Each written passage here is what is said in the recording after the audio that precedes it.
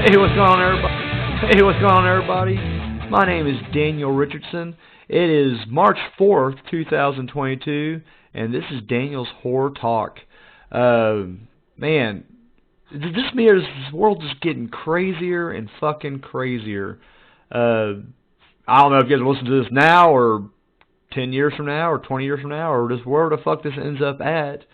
But right now, the Russians have invaded, the Ukraine. And it's weird because, Ukraine, they're part of this, United Nations and the EU and all these other little fucking committees. And it's like as soon as they got, invaded, they're asking for help. And all these groups got together, including our nation, United States. And all we did was take a vote, and the vote decides if we're going to go talk to them or not, the Russians, and ask them politely to step away. And apparently they passed the vote, and that's what we're going to do next, is kindly ask them, what the fuck?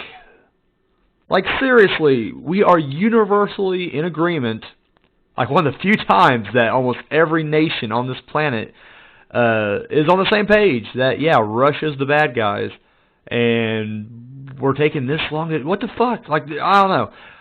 I'm saying right now, just get the Ukrainians out of there, tell them to pull back, just evacuate, and we just fucking bomb the shit out of them. I mean, the place is already being destroyed anyways. It's not like, I get it, I get it, dropping the bomb is not what you want to do, but at the same time, it's like, worked in World War II. Just saying.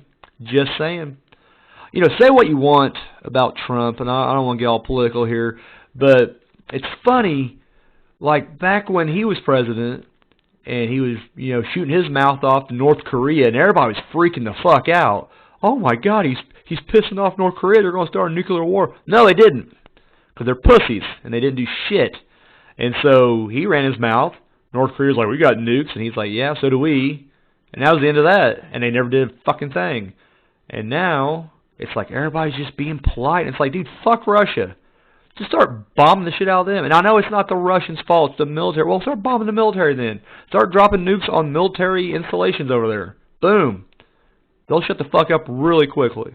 I'm sorry. It's been eating me up inside, this whole thing. It's like even when there's like a common enemy, it's like America still fights with itself. I don't know. It's just funny though, because I'm seeing all these liberals post like, oh my God, these brave freedom fighters, these Ukrainians. And it's like, I agree with you, yes, these brave freedom fighters. How do you think they're fighting over there, by the way? You think they're using guns? Or are they, fight with poetry and mean tweets? No, they're fighting with guns. And it's funny how every liberal's like, well, it's different, They're fighting. It's like, well, yeah, it's not much different. People over here stock up for the same reason. So something like this doesn't happen. We're just lucky that, we don't really have any neighbors that are, we got Canada and Mexico. They're not doing shit. They're not doing shit. But guess what? If they decide to step, I think America would take them down. So there you go.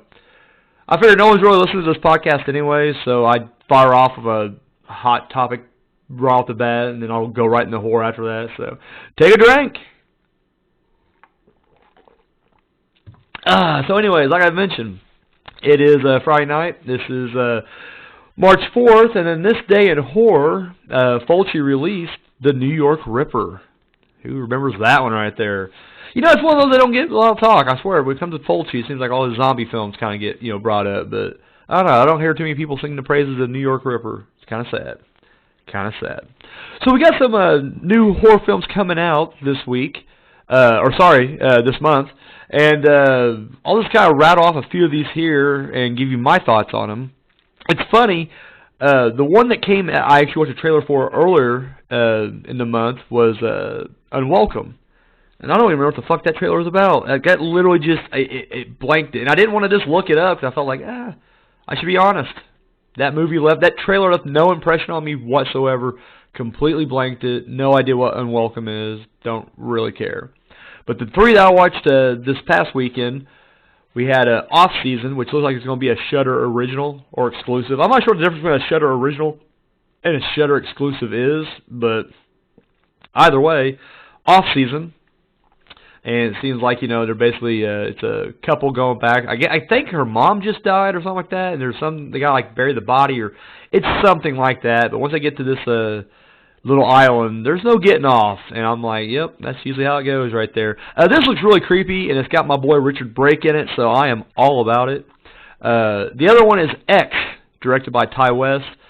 Basically, they're making a porno down in Texas, and the people who find out they're making this porno don't like them making pornos.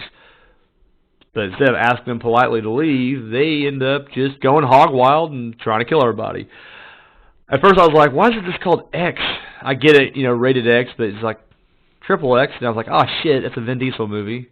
And then I was like, well, let's take an X off that. Like, nope, can't have double X, because that was like some kind of feminist horror film that came out a couple years ago. So X, just X. So, is what it is. But this looks pretty good.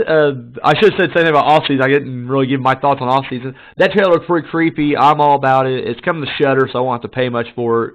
I mean, except for my monthly, subscription. But and X, it looks all right. It looks like it's my least favorite of this grouping I'm throwing out there. These three.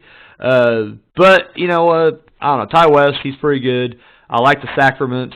And what was it? The House of the Devil? Is that the one? I liked it. So yeah, no, I'll check it out. It looks interesting. And the last one, if I'm pronouncing it right, it's Uma. I think it's Uma. Anyways, basically it's a Korean mother and daughter, and you find out that there's a grandmother in the mix, and they're bringing the ashes there, and this stirs up all kinds of emotion in Sandra Oh, who plays the mother. And so anyways, it kind of messes with her, and she ends up just like breaking the urn, and then when she breaks the urn, shit just literally goes everywhere, because haunting, crazy, spiritual, spooky craziness comes out. This reminded me a lot, though, of, what was it, The Replicant? The Relic, that's what it is. Sorry, I'm getting my movies mixed up here. It is Friday night, people, and I had a long day to get this podcast going, and I'm doing this a lot later than I'd like to. But anyways, no, The Relic, and I just wonder if this is going to be just like another metaphor for like mental illness or dementia or whatever. The Relic was pretty much that. At the end of that, you find out. I mean, it's a movie that stands on its own with its own demon or whatever, but this is a big parable for, Alzheimer's or dementia, one of the two. I don't know what the difference really is between the two, but and I'm watching this, and I'm getting lots of, like, Relic vibes from it. So it kind of got me wondering, like, is this, too, just another kind of, is it going to be a big metaphor, like, for family, mental illness that gets passed down generation to generation? Because that's a big thing in the movie.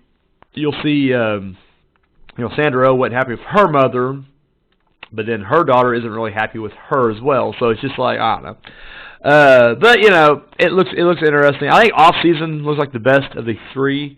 Uma's definitely number 2. And I'll check it out. It looks interesting enough, but they didn't give me a lot in the trailer, which is a good thing. I don't want to know the whole movie on the trailer. I hate when they do that shit. So yes. Anyways, those are the 3 films that's coming out soon in the month of March. So be on the lookout for that. So, we've got to go back now, so to the future. I'm getting caught up on Chucky right now. I just finished, and I watched the first 3 episodes. I think I mentioned this in a previous podcast, but I watched the first 3 episodes, and I'll be honest with you, it just didn't hook me. I don't know. I couldn't get into it, wasn't really feeling it. But I kept hearing how amazing this show was, and it did seem like the kind of common factor, the thread in everybody's review was, it gets better. Like, by the time, once it gets to like a midway point, there's no letting up, and it just keeps going. And so, I knew I'd return eventually. And like I said, when I watched the first 3 episodes, it was just very, I love, Chucky. I love, Brad Dourif back as Chucky. I didn't give the remake of Chucky that much shit, like a lot of people. I liked it. I thought it was good. I thought Mark Hamill did a decent job. Again, I took it for what it was. It was a remake. I was okay with that. However, I am a huge fan of the original more, and the original timeline more. I do like this storyline, so I'm glad they didn't, can it. And that's one thing I was wondering about. I didn't read a whole lot of reviews when it came out because I didn't want to have anything spoiled for me. But I did know that, Jennifer Tilly came back, and Fiona Dourif came back as well. Nico, I think is her name in the show. And so I was like, oh, cool. Like, are they going to continue the storyline from the movies? And it turns out they are, and I'm pretty fucking happy about that. Like I said, when I came back with episode 4, it's been a good 2 or 3 months since I watched the first one, the first 3 episodes. So I was a little kind of like, oh shit, I get who are these people again? Who's all this stuff? But then we just got to watching episode 5 tonight, and this is the first one where Jennifer Tilly and Fiona Dourif comes back, and yeah, I mean, I want to watch more now. Like, that's what a show should do. I should be wanting to binge the hell out of it. But I'll be honest with you, it was a slow start, and those first 3 did not do the show any favors at all. But no, like I said, I'm 5 in right now. I'm digging where it's going. I think there's only like 8 to 10 episodes in this season, so I know we're either at the halfway mark or over the hump. But either way, yeah, can't wait to see more. Please don't spoil it for me. I do want to watch it. Take a drink. I'm sipping on a... Yeah, sipping hell. I'm chugging. I got a little caramel macchiato action going on from Starbucks. Gotta get myself awake. Gotta do the show for you guys. So I introduced a new segment, the Horror Villain Face-Off, last week. And the basic premise here is I go to Steve Hutchinson's website, where, he basically... he reviews horror films. Sorry, I'm trying to pull it up real quick so I can tell you guys about it. It's terror.ca. I don't know if you call that call or what, but terror.ca. The terror in question here is off his Tales of Terror website. And dude actually writes books too. In fact, I actually have one of his books. This dude is the only person who has literally given one of our films, A Sequel Acts, an actual movie review. So I feel the need to plug his shit as much as I can, because I definitely respect him for helping us out and getting more people talking about us. So thank you, Steven. So what I do is I decide to use his site, and it's really cool because he has this random movie generator where you can just type, you hit the button and it just pulls up a random movie. And I decide, you know what, we're going to use this as our basis for this horror villain face-off segment. And so this week, even though one's not really a horror film, but I'm letting it slide, because fuck it. And the bad thing is when you don't see these movies, I don't know who the villain actually is, so I had to look it up, and this is the case in this one. So anyways, the matchup we have this week is Machine. I don't know if he goes by The Machine or just Machine. Apparently this is the actor in the snuff films from the film 8mm, the Nick Cage thriller from 1999, I believe. I didn't watch it because I'm not I'm always torn when it comes to Nick Cage. I hate saying I'm not a Nick Cage fan because I love Nick Cage in certain films. There are certain films that are just fucking brilliant, but then he also has a slew of films that are just garbage, and then there's just the films in between that I just don't watch. And unfortunately, 8mm kind of fell into this. So apparently there's a guy in there, he's named The Machine, big guy in a gimp mask, I guess, who does the killing in these snuff films. And I guess there's rape in these too. I don't know. Maybe it's like Unspeakable Acts. It may be like Unspeakable Acts. I don't even know. But anyways, Machine going up against Art the Clown from Terrifier. It seems like a no contest, right? I mean, Machine, who I'm just assuming is like a middle-aged man, just in a gimp mask, who gets off on, hurting young people. I guess Terrifier, fucking clown. Art the Clown. I'm going to say Art the Clown, but you know what? This is up to you guys. You guys vote for who you think would win between Machine and Art the Clown. You guys know how to do it by this point. If you're following us on social media, hey, bless you. You can go ahead and drop your answer over there. If you're listening to this on YouTube, drop your comment down below. I know Spotify, I'll be having this fight up, so you can vote there. Yeah. And if you're, I think Anchor lets you leave messages. I'm not sure. But if you're listening to anywhere else that you can contact us, give us who you think wins. Machine versus Art the Clown. So, I revisited a film, sort of, in a way, this past week. So last year, I watched Escape Room, Tournament of Champions. I'm going to come out to say right now, because I feel like I'm a filmmaker. I'm not a successful one, but I'm a filmmaker nonetheless, and I don't give a shit. You guys could steal my movie all you want. I don't give a fuck. But I watched the movie Bootleg, right? The Escape Room 2. But I didn't realize it when I watched it, that I didn't realize there was two versions of it. So apparently when it came out in theaters, there's the theatrical version. But then when it came out on video, they released the extended cut. And you know how it is. I mean, I think most horror fans out there like me, you always buy the unrated director's cut shit. And usually there's no real difference. They just extend some, death sequences, maybe get an extra boob here or there. But for the most part, the storyline's pretty much intact. What I didn't realize was, apparently, in the extended cut, they just basically kept everything in the middle, and they just cut out and gave an alternate opening and an alternate ending to it.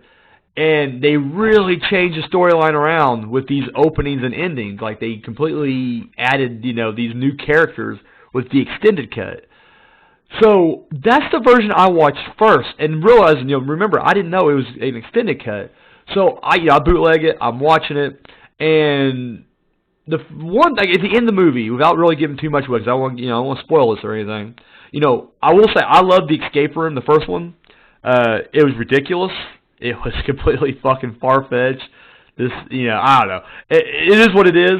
But it was still enjoyable. Like, I enjoyed watching. We went to the theaters and watched it, and then we bought the DVD.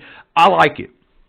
So I was pumped for 2. I think it had a good premise. Bring back all the winners from previous escape rooms and put them into a fucking tournament, the Tournament of Champions, if you will, and put them in our escape room. That's a solid premise I can get behind. The extended version, however, had this entire subplot of you meet the guy who's designing these, and then you realize that he's forcing his daughter, who he has trapped in a room, her own escape room, if you will. I know, these are ridiculous. But he's forcing her to kind of help him design these upcoming traps.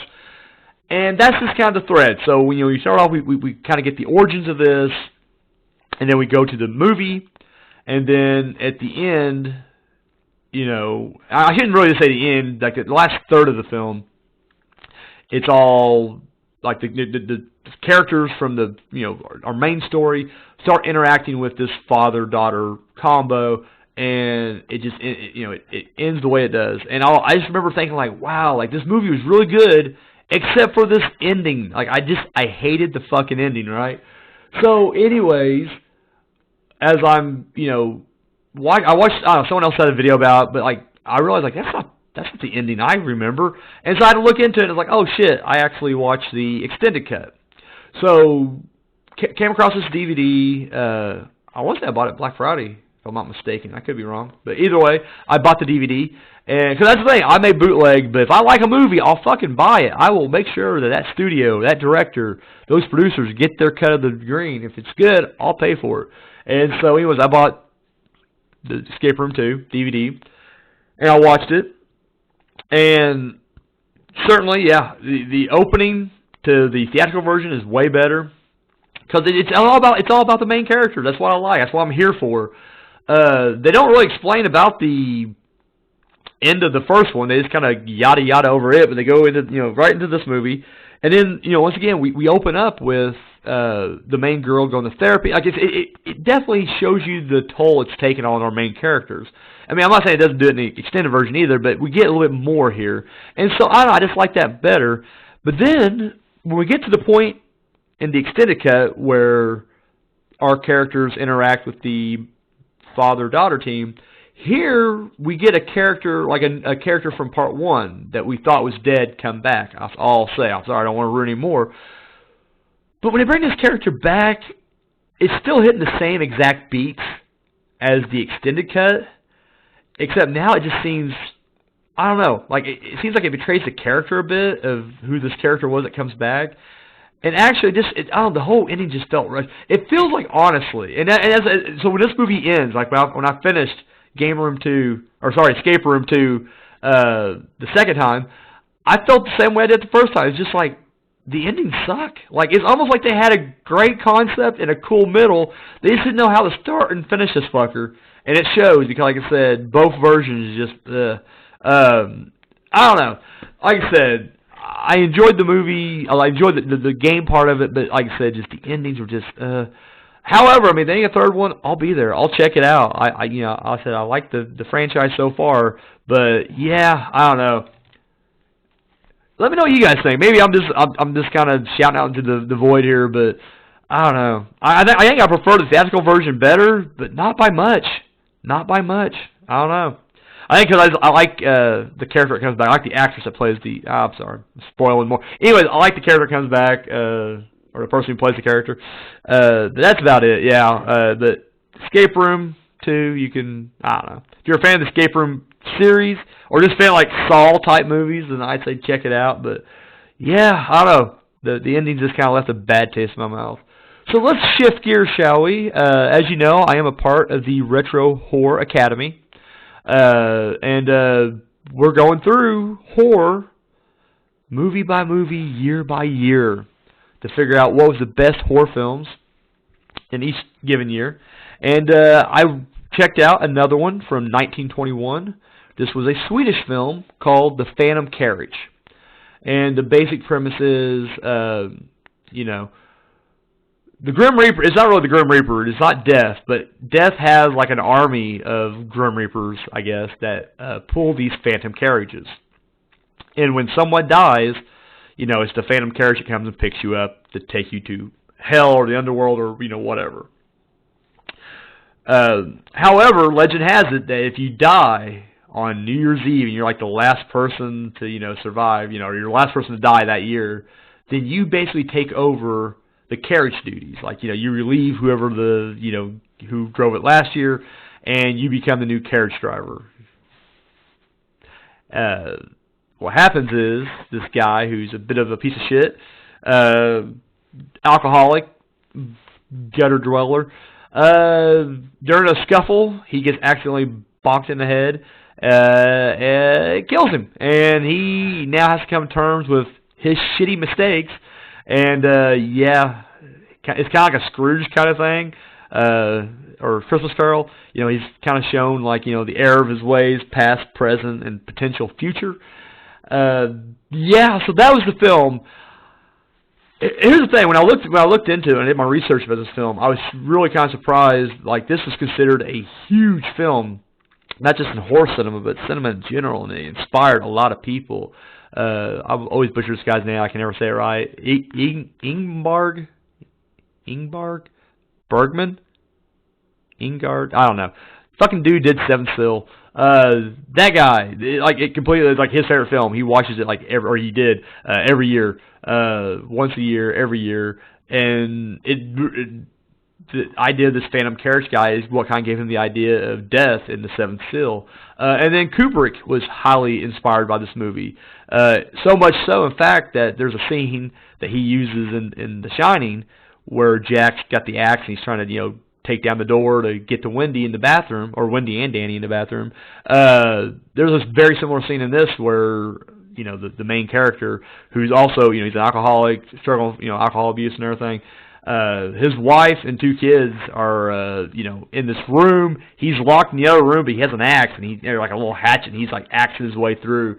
And so for those alone, I mean, this place will definitely have its ranking in the hallowed halls of the Horror Hall of Fame or whatever, or in our case, eligible for the gold and silver or bronze skull, in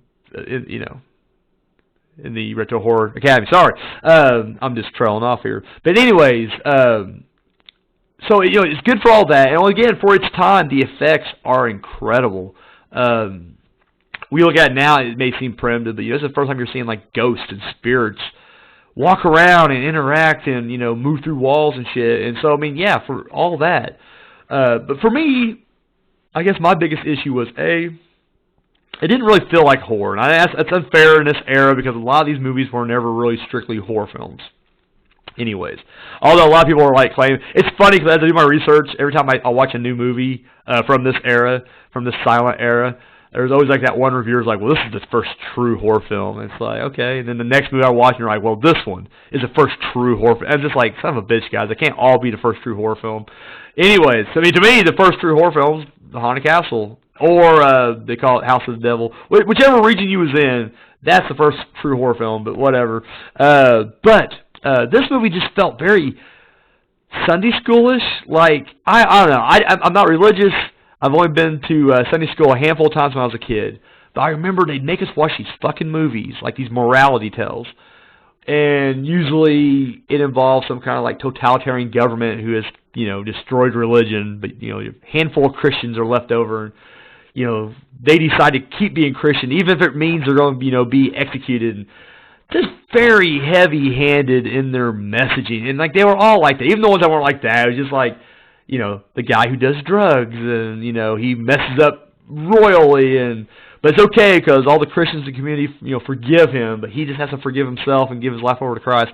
That's what this movie felt like. It really does just feel like the Phantom Carriage, the carriage, the cab driver, I guess, the carriage driver. I don't know what you call him. The Grim Reaper, I guess. Anyways, he's a former friend of the main guy, and so when the main guy, dies and he's confronted with his, former friend, he's like, I led you astray, and it was me that introduced you to alcohol, and I'm so sorry. And anyways, by the end of it, he's on his knees praying to God to spare his family. And I mean, don't get me wrong, it's a tense scene because, spoiler alert. I'm sorry, I got to go into this right here, but it's been up for over 100 years, so I'm sorry. Yeah. Anyways, but there's a scene, where while he's dead, and he's already he's kind of made peace with the fact that he's dying, he's going to take over. But then they go back to his house, and you find out that his wife is so miserable that she's going to kill herself. But not just that, she don't want her kids to be around this guy, so she's going to kill not just herself but them because she has no idea that her husband's dead. And so she's going to kill herself, kill the kids, just to spare them from living with this asshole. And of course, he's there in spirit, so he's trying to, you can't interfere, you can't stop her. So then he drops his knees and he prays to the Lord. And I'm just like, Jesus Christ, like this feels just like a Sunday school film. It really does. I don't know. With all that said, it is what it is, and I guess, for inspiring so many filmmakers, in the future, great. I'm glad, once again, would The Shining been as awesome without The Phantom Carriage? I mean, think about that timeline where Kubrick doesn't watch this movie and still makes The Shining. Would it still be as good? We don't know. So, I mean, yes, we are forever in debt to The Phantom Carriage. I'm just saying, it's kind of a weak watch for me. But, again, I'll give the devil its due. For its time, fucking incredible, I guess. So, all right, well, guys, that just about does it. I feel like really the only thing that's left to do is to set up and program your horror double feature for this week. That's right. Every week I like to set up a double feature for you guys with trailers. And, yeah, I don't know. I'm the kind of guy, I love watching double features myself, and I like watching trailers. So I just kind of came up with this, way of like, you know what, get myself my own grindhouse style, my own drive-in feel, if you will. Watch some trailers, watch a movie, watch some more trailers, and then watch a second film, your horror double feature. So, this week's double feature, we're going to kick things off first with some trailers. Your first trailer will be the original Exorcist. Now, there's not a remake yet, so The Exorcist really sets the mood for one of the films coming in the double feature. Not the first one, but the second one for sure. But The Exorcist, it's a classic. Can't really go wrong with that. The second trailer is The Omen. Oh, there's a theme here. What are we hitting on here?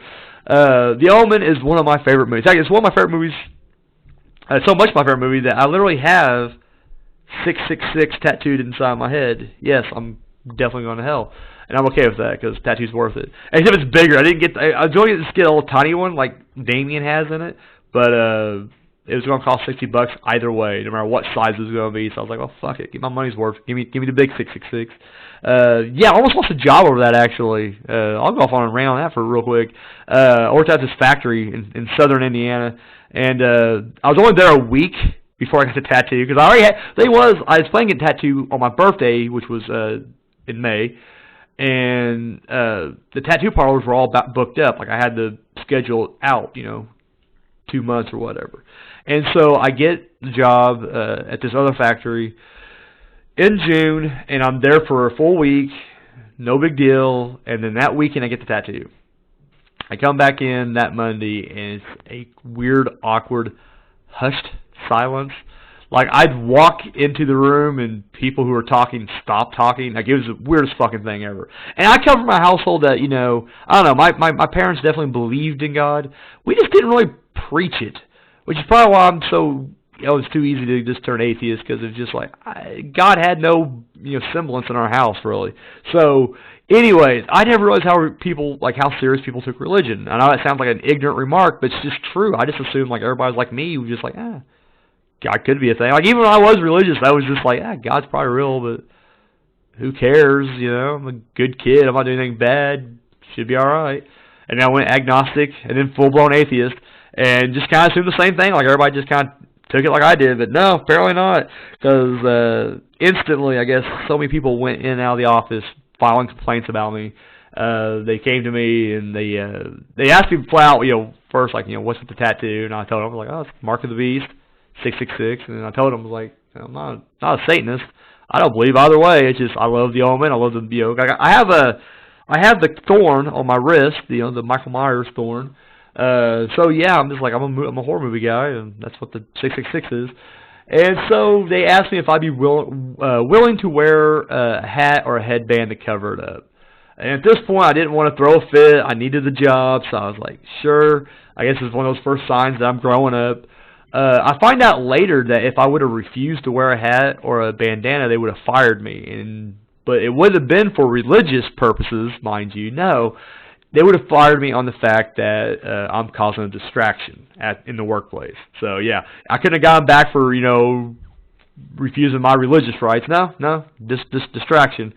Which I wanted to go in retaliation and be like, I'm distracted by everybody wearing their Jesus T-shirts, but because the next thing was the next day, everybody's coming in like wearing crosses and their Jesus, like they weren't wearing it at all before, but as soon as I pop out my tattoo, people go into overdrive. It's ridiculous. But I got back at them in my own way because I wore these headbands, but I'd write things on them. So like the first time I wrote 999 where the tattoo was.